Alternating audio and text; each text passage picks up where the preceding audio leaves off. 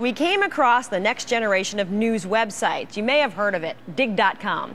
It's a news site edited entirely by readers who find a story or a piece of video they think is interesting and they give it a dig.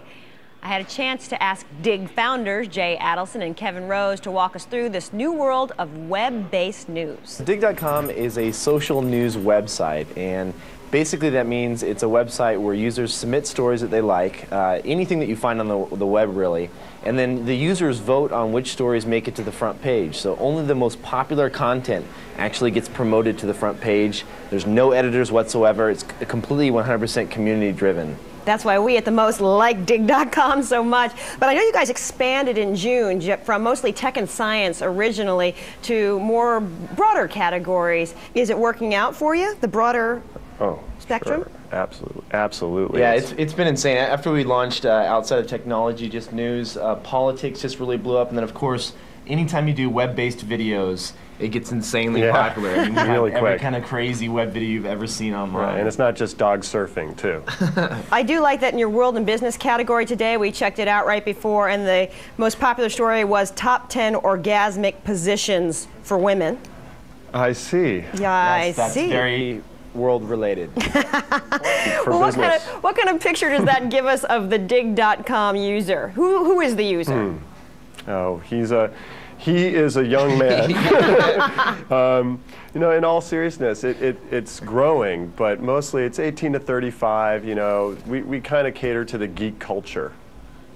Geek culture. Kevin, explain geek culture to me.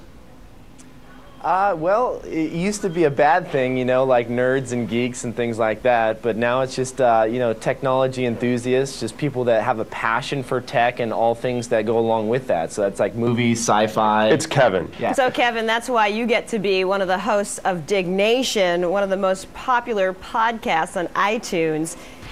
So you and Alex, you sit around, you drink beer, you talk about the stories on Digg. When did you get the idea to do this?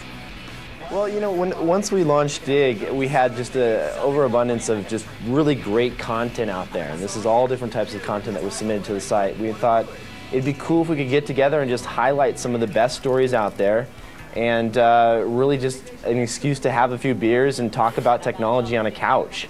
And we launched it and uploaded it to the site and put it on iTunes, and then all of a sudden, overnight, we had hundreds of thousands of people downloading it and watching it.